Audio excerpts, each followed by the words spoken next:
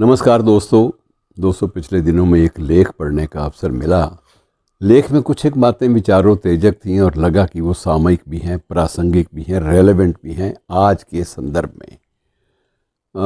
मुख्य विषय उसमें लेखिका का नाम भी आपसे साझा कर लेना चाहिए। रचना समंदर एक पत्रकार भी रही हैं और अच्छी लेखक हैं, तो उनका लेखिका भी कह सकते हैं आप उनको, क्योंकि मैंने पहले लेखिका शब्द का प्रयोग किया है। तो उसका एक बात थी कि जो अप्रिय शब्द होते हैं उनको सहन करना आसान नहीं होता। उसकी तीखी प्रतिक्रिया मन पर होती है किसी भी अप्रिय शब्द की। और वर्तमान संदर्भ में मित्रों आप जाएं तो अभी हाल ही में हमारे प्रधानमंत्री ने एक शिकायत भी की। वो गिनते रहे कि उनके विरुद्ध कितने अप्रिय शब्दों का प्रयोग हुआ, तो उनका कहना था कि अब तक के संदर्भ में मेरे विरुद्ध 91 अर्थात 91 अप्रिय शब्दों का प्रयोग हुआ है और मैंने उन शब्दों को स्वीकार किया है। अब इस बारे में अलग अलग टिप्पणियां हैं कि चीज़ें घायल कहाँ हुई।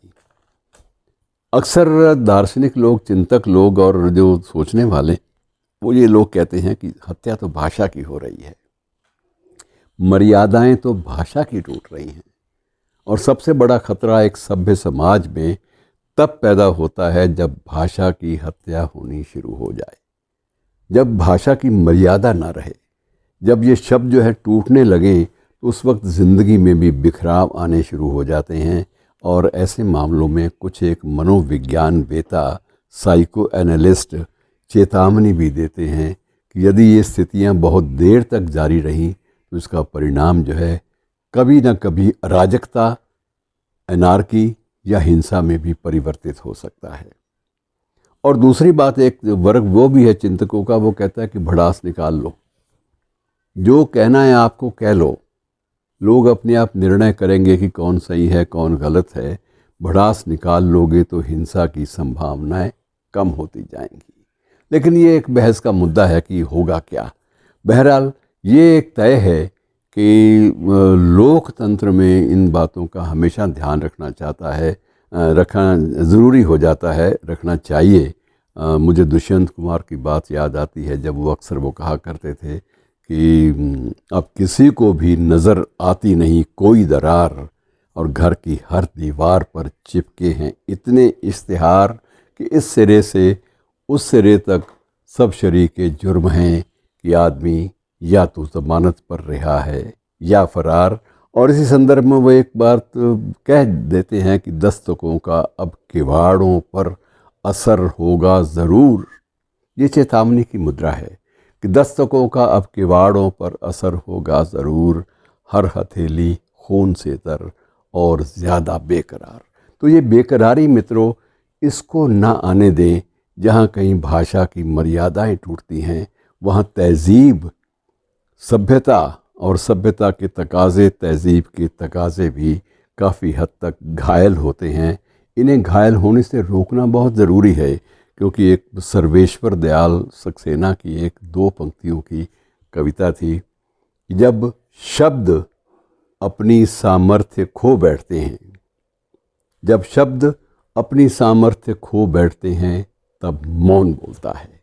और मित्रों, मौन का बोलना ये बहुत खतरे की बात संकेत होता है, खतरे से खाली नहीं होता।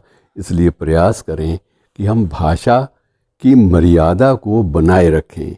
एक चीज़ जो बड़ी तकलीफ़देह होती है कि भाषा की रोज़ टूटती फूटती मर्यादा, घायल होती मर्यादा के बारे में हमारा मीडिया भी बहुत ज़्यादा दिलचस्पी नहीं लेता, उसको रोकने का प्रयास नहीं करता।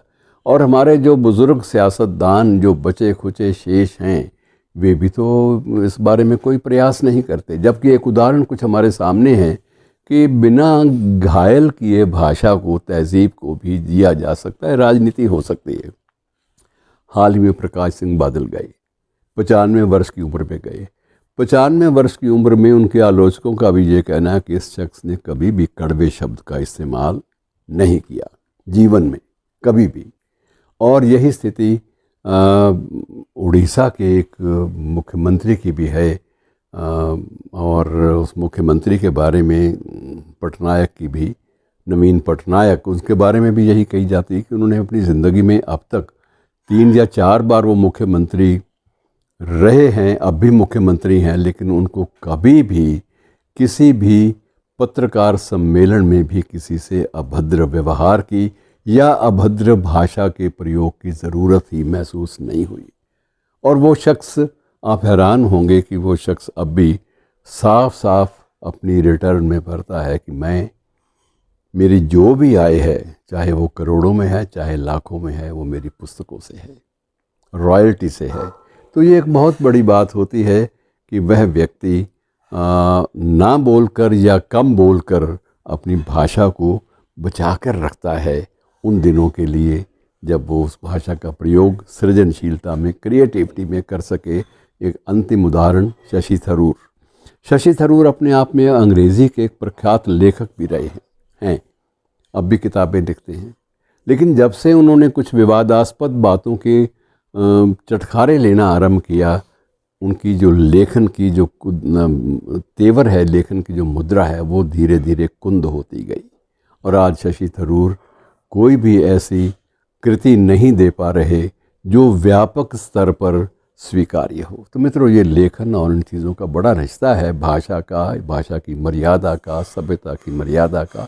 इसे ध्यान में रख लेना चाहिए। धन्यवाद, शुक्रिया।